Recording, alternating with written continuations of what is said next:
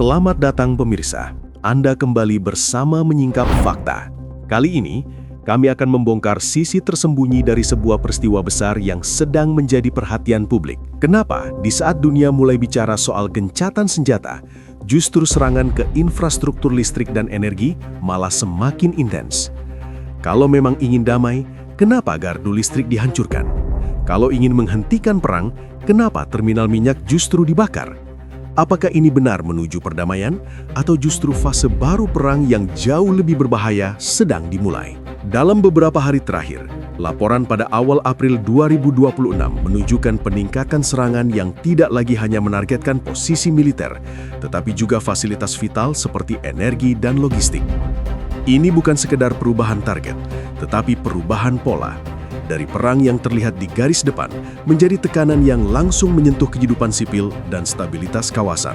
Pertanyaannya sekarang bukan hanya siapa yang menyerang, tetapi apa tujuan sebenarnya dari pola serangan seperti ini. Namun, sebelum kita masuk lebih dalam, jangan lupa tekan tombol like dan subscribe. Dengan begitu, Anda tidak akan ketinggalan fakta-fakta tersembunyi yang akan kami ungkap berikutnya.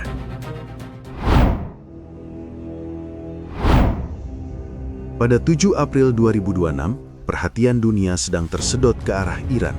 Jeda konflik dan pembicaraan diplomatik yang disebut bisa menurunkan suhu perang kawasan. Tetapi dari Lebanon Selatan, justru muncul sinyal yang sama sekali berbeda.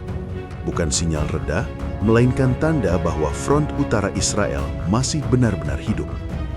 Hari itu, sebuah bentrokan darat terjadi di area operasi pasukan Israel. Di tengah bentrokan itulah, Sersan Toval Yosef Lifshitz, 20 tahun, dari Batalion 13 Brigade Golani, gugur. 5 tentara Israel lainnya terluka. Satu insiden ini langsung mengubah cara banyak orang membaca situasi di Lebanon. Yang membuat kejadian pada 7 April 2026 itu penting bukan hanya identitas korban, tetapi bentuk pertempurannya. Menurut laporan awal yang dikutip media Israel, pasukan Golani mendeteksi beberapa operatif Hizbollah di wilayah tempat mereka bergerak. Setelah deteksi itu, pasukan Israel maju untuk memburu dan menyingkirkan target. Di titik inilah kontak senjata pecah. Jadi yang terjadi bukan saling ancam dari kejauhan, bukan sekedar serangan udara, dan bukan hanya duel rudal lintas perbatasan. Yang terjadi adalah baku tembak jarak dekat di darat. Itu berarti kedua pihak masih berada dalam jarak tempur yang sangat nyata. Fakta ini membawa makna yang jauh lebih besar daripada satu laporan korban. Kalau seorang sersan dari Brigade Golani bisa gugur dalam operasi darat pada 7 April 2026, berarti Lebanon Selatan belum aman, belum steril, dan belum bisa disebut sekadar wilayah tekanan pasif. Hizbollah masih mampu hadir di area tempur, masih mampu memancing kontak langsung, dan masih cukup siap untuk menciptakan bentrokan yang mematikan. Dari sudut pandang militer, ini menandakan bahwa ancaman di front tersebut belum berhasil ditekan sampai titik aman. Dari sudut pandang publik, ini menjadi alarm bahwa perang di utara belum benar-benar turun level. Disinilah letak nilai geopolitiknya. Selama beberapa hari terakhir, banyak mata tertuju pada Iran, karena skala konfliknya besar, efek diplomatiknya luas, dan dampaknya terasa sampai pasar energi. Namun pada 7 April 2026, realitas di lapangan justru memperlihatkan bahwa Lebanon bergerak dalam logika yang berbeda. Front ini tidak menunggu sorotan media internasional. Front ini berjalan sesuai ritme pertempuran sendiri. Ketika seorang anggota unit tempur elit seperti Golani gugur, pesan yang keluar sangat keras. Israel masih harus bertarung langsung di darat. Hizbollah belum lumpuh, dan kawasan perbatasan itu masih cukup berbahaya untuk menelan korban dari pasukan garis depan. Karena itu, kematian Sersan Toval Yosef Lifshitz tidak berhenti sebagai kabar duka militer yang lewat sehari lalu tenggelam. Kejadian pada 7 April 2026 justru membuka lapisan yang lebih dalam. Lebanon Selatan ternyata masih menjadi ruang tempur aktif yang bisa memaksa Israel membayar harga personil. Dari satu nama, satu pangkat, dan satu sore pertempuran, muncul gambaran yang jauh lebih besar tentang perang yang ternyata belum menjauh dari garis depan utara.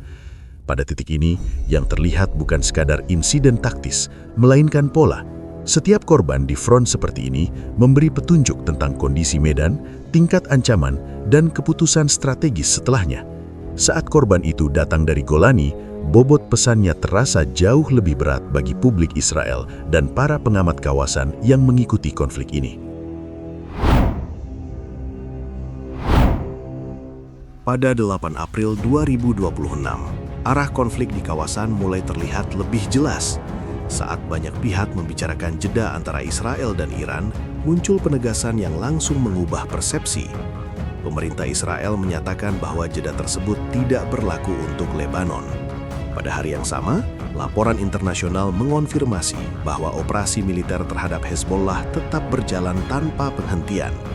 Ini bukan sekadar pernyataan politik, tetapi sinyal strategis yang menunjukkan bahwa Israel memisahkan dua front perang yang sedang berlangsung secara bersamaan.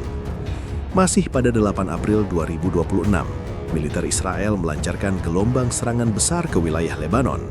Targetnya bukan 1 atau 2 titik, melainkan lebih dari 100 infrastruktur Hezbollah yang tersebar di beberapa wilayah, termasuk Beirut, Lembah Beka, dan Lebanon Selatan. Serangan ini dilakukan dalam skala yang luas dan dalam waktu yang relatif singkat. Laporan menyebutkan puluhan jet tempur terlibat dengan ratusan amunisi dijatuhkan dalam hitungan menit. Intensitas seperti ini menunjukkan bahwa operasi tersebut bukan respon kecil, melainkan bagian dari strategi tekanan besar yang sudah direncanakan. Di waktu yang sama, aktivitas darat tidak dihentikan. Pada 8 April 2026, IDF menegaskan bahwa manuver darat di Lebanon Selatan masih berlangsung. Artinya, operasi udara dan operasi darat berjalan paralel. Ini penting untuk dipahami karena banyak konflik modern cenderung mengandalkan serangan jarak jauh untuk mengurangi risiko pasukan. Namun di sini, Israel tetap mempertahankan kehadiran fisik di medan. Kehadiran itu berarti kontak langsung masih mungkin terjadi kapan saja, seperti yang sudah terlihat sehari sebelumnya pada 7 April 2026.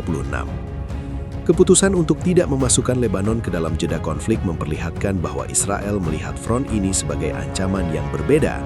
Iran mungkin dipandang sebagai ancaman strategis besar, tetapi Hezbollah di Lebanon tetap dianggap sebagai ancaman langsung yang berada di depan pintu. Karena itu, menghentikan tekanan di Lebanon berisiko memberi ruang bagi Hezbollah untuk memperkuat posisi, memindahkan logistik, atau mempersiapkan serangan berikutnya. Dengan tetap melanjutkan operasi pada 8 April 2026, Israel menjaga agar tekanan itu tidak pernah benar-benar hilang. Dari sudut pandang geopolitik, langkah ini menciptakan dua jalur konflik yang berjalan berdampingan. Di satu sisi, ada ruang diplomasi yang mencoba menahan eskalasi dengan Iran. Di sisi lain, ada operasi militer aktif yang terus menekan Hezbollah di Lebanon. Kedua jalur ini tidak saling bertentangan, tetapi justru menunjukkan fleksibilitas strategi. Israel bisa meredakan satu front untuk menghindari eskalasi besar, sambil tetap mempertahankan tekanan di front lain yang dianggap lebih dekat dan lebih mendesak. Yang menarik, semua ini terjadi hanya sehari setelah bentrokan darat yang menewaskan Sersan Golani pada 7 April 2026. Waktu yang sangat berdekatan ini menunjukkan bahwa insiden di lapangan langsung terhubung dengan respons yang lebih besar. Bukan berarti satu kejadian memicu seluruh operasi, tetapi keduanya berada dalam satu garis kebijakan yang sama. Front Lebanon tidak diberi ruang untuk tenang. Setiap kontak, setiap deteksi, dan setiap ancaman dijawab dengan tekanan yang terus berlanjut. Pada titik ini, gambaran konfliknya semakin tajam. Lebanon bukan sekadar wilayah tambahan dalam konflik kawasan. Pada 8 April 2026, ia diperlakukan sebagai medan perang aktif yang berdiri sendiri, tidak terikat oleh jeda Iran, tidak menunggu hasil diplomasi, dan tidak diturunkan intensitasnya. Front ini berjalan dengan logika sendiri, dan logika itu adalah tekanan tanpa henti terhadap Hezbollah.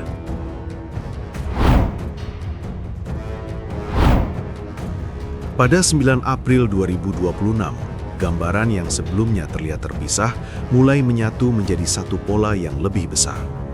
Laporan analisa internasional menunjukkan bahwa langkah Israel di beberapa front, termasuk Lebanon, tidak lagi sekedar operasi reaktif jangka pendek. Yang mulai terlihat adalah pendekatan jangka panjang untuk mengelola ancaman, bukan sekedar menghentikannya dalam satu fase perang. Dalam laporan tersebut disebutkan bahwa Israel sedang membangun zona penyangga di beberapa wilayah perbatasan, termasuk Lebanon Selatan. Zona ini bukan hanya garis pertahanan biasa. Pada 9 April 2026, konsep yang muncul adalah menciptakan jarak aman antara wilayah Israel dan posisi kelompok bersenjata seperti Hizbollah. Area dengan kedalaman beberapa kilometer dijaga agar tidak bisa digunakan sebagai titik peluncuran serangan. Ini berarti fokusnya bergeser dari menghancurkan sepenuhnya menjadi mengontrol ruang tempur. Dengan cara ini, ancaman tidak dihilangkan, tetapi ditekan agar tidak mencapai wilayah sipil Israel. Langkah ini menjelaskan kenapa pada 8 April 2026, operasi militer tetap berjalan tanpa jeda. Jika tujuannya adalah membentuk tekanan berkelanjutan, maka menghentikan operasi justru akan merusak ritme tersebut. Setiap hari tanpa tekanan memberi kesempatan bagi lawan untuk beradaptasi. Karena itu, strategi yang terlihat adalah menjaga intensitas cukup tinggi agar Hizbollah terus berada dalam posisi bertahan. Dalam konteks ini, serangan besar ke lebih dari 100 target bukan sekedar aksi militer, tetapi bagian dari pola yang lebih konsisten. Pada saat yang sama, kehadiran pasukan darat tetap dipertahankan. Setelah peristiwa 7 April 2026 yang menunjukkan adanya kontak langsung, Israel tidak menarik mundur seluruh pasukannya dari area tersebut. Ini menunjukkan bahwa kontrol wilayah tetap menjadi prioritas. Operasi darat memungkinkan pengawasan lebih dekat terhadap pergerakan lawan, sekaligus memastikan bahwa zona yang ingin diamankan benar-benar berada di bawah tekanan konstan. Ini adalah pendekatan yang berbeda dari sekedar mengandalkan serangan udara. Dari sudut pandang lebih luas, pola ini menunjukkan bahwa Lebanon bukan lagi dianggap sebagai front sementara. Pada 9 April 2026, indikasinya jelas bahwa wilayah ini masuk dalam perencanaan jangka panjang. Artinya, konflik di sana tidak akan selesai hanya dengan 1 atau 2 gelombang serangan. Ia akan dikelola, ditekan, dan dipantau dalam jangka waktu yang lebih panjang. Pendekatan ini biasanya muncul ketika ancaman dianggap tidak bisa dihapus sepenuhnya dalam waktu singkat. Kembali ke peristiwa pada 7 April 2026, gugurnya seorang sersan dari unit elit menjadi potongan penting dalam gambaran ini. Itu bukan sekedar insiden yang berdiri sendiri. Itu adalah bukti bahwa di lapangan, ancaman masih nyata dan masih mampu menimbulkan korban. Ketika bukti itu muncul bersamaan dengan operasi besar pada 8 April 2026 dan arah strategi pada 9 April 2026, terbentuklah satu garis yang utuh. Lebanon tetap aktif, tetap berbahaya, dan tetap menjadi bagian dari fokus militer Israel. Dengan demikian, yang terlihat bukan hanya rangkaian kejadian, tetapi evolusi cara pandang terhadap konflik. Dari bentrokan darat ke serangan besar hingga pembentukan strategi jangka panjang, semuanya mengarah pada satu hal. Front Lebanon tidak sedang menuju penutupan. Ia justru sedang diposisikan sebagai salah satu titik utama dalam dinamika keamanan kawasan yang belum menunjukkan tanda akan mereda dalam waktu dekat. Peristiwa yang terjadi pada 7, 8, dan 9 April 2026 memperlihatkan satu benang merah yang tidak bisa diabaikan. Di saat perhatian global terpecah oleh dinamika besar di kawasan, realitas di Lebanon Selatan justru menunjukkan bahwa konflik darat masih berlangsung secara nyata. Dari satu bentrokan, satu gelombang serangan hingga satu arah strategi, semuanya membentuk gambaran bahwa front ini tetap aktif dan terus dijaga dalam tekanan militer yang konsisten. Demikian rangkaian fakta yang berhasil kami singkap hari ini.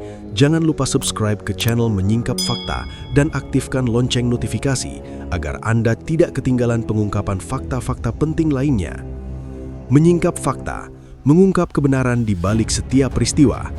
Sampai jumpa pada fakta berikutnya.